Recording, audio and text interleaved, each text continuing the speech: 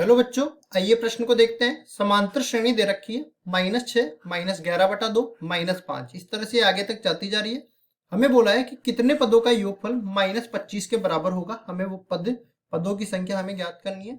तो सबसे पहले हम लोग चलते हैं, मुख्य अवधारणा की चर्चा करते हैं। मुख्य अवधारणा, तो देखिए कोई भी समांतर श्रेणी आ रही है एपी, तो एपी के एन पदों का योगफल ज्ञात करने का एक सूत्र होता है जिसको हम लोग एसएन से व्यक्त करते हैं। इसका मतलब एन पदों का योगफल, ये बराबर हो जाता है एन बटा में 2, और यहाँ पे बन जाएगा 2a प्लस एन माइनस 1 गुणा में डी।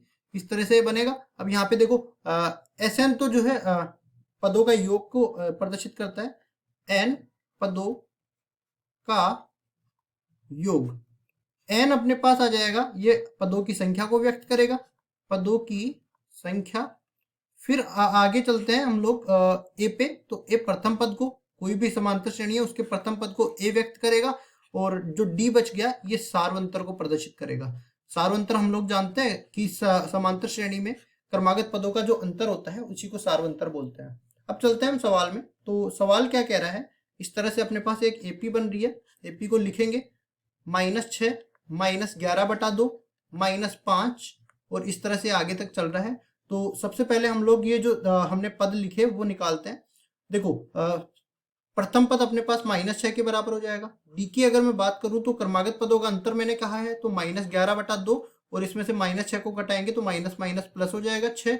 अब देखिए यहाँ पे लघुत्तम लेंगे तो 12 - 11 1/2 के बराबर ये मिल जाएगा, प्लस 1/2 के बराबर। अब देखो कितने पदों का योगफल -25 है, मतलब इसका मतलब n तो हमें ज्ञात करना है, और Sn का मान -25 दे रखा है। तो सूत्र में रखते हैं ये माला मान, और अपने पास बन जाएगा। देखिए -25 बराबर में n/2, n का मान ज्ञात करना है, और अंदर आ जाएगा 2 गुणा में a। a किसके बराबर है, -6 के बराबर है। तो ये बनेगा 2 गुणा में -6 प्लस n-1 गुणा में d। कितना आया, d आ गया 1/2 के बराबर। तो 1/2, और ये आ जाएगा अपने पास, समीकरण बन गया। अब देखिए दोनों तरफ 2 से गुणा करते हैं तो 2 उधर जाके गुणा हो जाएगा, तो ये क्या बनेगा n, और अंदर बन जाएगा -12। 1/2 को अंदर गुणा करेंगे तो n/2 हो जाएगा, -1/2 हो जाएगा, और इधर देखिए ये -50 हो जाएगा। अब इसमें देखो और क्या करते हैं, इस पूरे समीकरण को एक बार हम लोग लघुत्तम लेके हल करते हैं, या फिर एक काम कर देते हैं, दोनों तरफ 2 से और गुणा कर देते हैं। इधर 2 से गुणा करेंगे तो ये बन जाएगा, n तो बाहर ही रहेगा, ये बन जाएगा -24, और 2 से 2 कट जाएगा, प्लस n, और ये 2 से 2 कट जाएगा -1, और इस 2 से इधर गुणा होगा तो -100 बन जाएगा।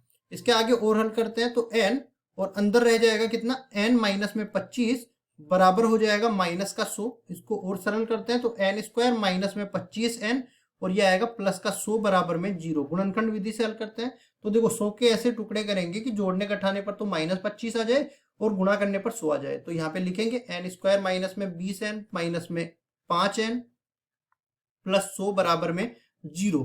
तो दो पदों से उपनिष्ठ लेंगे n को, तो यहाँ से बनेगा n-20, इधर से -5 को उपनिष्ठ लेंगे, n-20 बन जाएगा, बराबर में हो जाएगा 0।